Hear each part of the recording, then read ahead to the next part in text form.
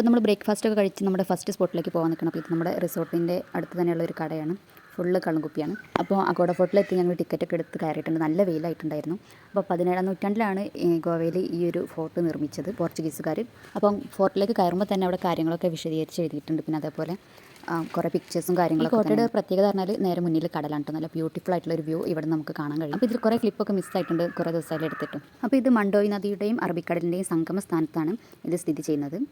Laterite മതിലുകളും ഒരു വിളക്കുമാടും ജയിലും എന്നിവയൊക്കെ ഉണ്ട് ഇതിൻ്റെ ഉള്ളിൽ. അങ്ങനെ അവിടുന്ന് ഞാനും സോമനും കുറച്ച് റീലൊക്കെ എടുത്തു. അത് കഴിഞ്ഞ് ഞങ്ങൾ നെക്സ്റ്റ് സ്പോട്ടിലേക്ക് എത്തി. ഇതെല്ലാം ഇവിടെ ടൂറിസ്റ്റുകൾ വരുമ്പോൾ യൂസ് ചെയ്യുന്ന സ്കൂട്ടികളാണ് കേട്ടോ. നല്ല രസമുണ്ട് അങ്ങനെ നിർത്തിയിട്ട് കാണാൻ. അപ്പോൾ ഇതാണ് നമ്മുടെ നെക്സ്റ്റ് ലൊക്കേഷൻ വരുന്നത്, സിംഗറിയം ബീച്ച്. അപ്പോൾ ഇത് അഗോഡ ഫോർട്ടിൻ്റെ അടുത്ത് തന്നെയാണ് വരുന്നത്. നല്ല ബ്യൂട്ടിഫുൾ ആയിട്ടുള്ള വ്യൂ നമുക്ക് ഇവിടെ നിന്നും കാണാൻ സാധിക്കും കേട്ടോ.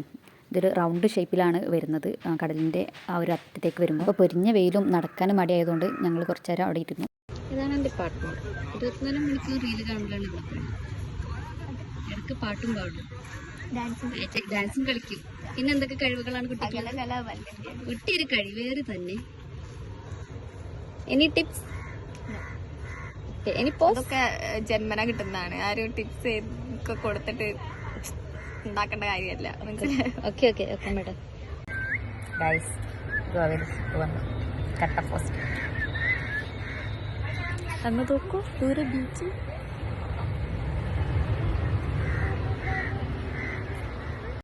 അങ്ങനെ ഫുഡ് അടിയും കുറേ ബീച്ചും കാര്യങ്ങളൊക്കെ കണ്ട് ഇന്നത്തെ സർക്യൂട്ട് അവസാനിപ്പിച്ച് ഞങ്ങൾ റൂമിലേക്ക് പോകാം. നല്ല രസമുണ്ട് ഡോൾഫിൻ ചാടാൻ നിൽക്കണം. ഇത് ഞങ്ങൾ സ്റ്റേ ചെയ്യാൻ പോകുന്ന റൂമിൻ്റെ മുന്നിലുള്ള ഒരു വ്യൂ ആണ് കേട്ടോ.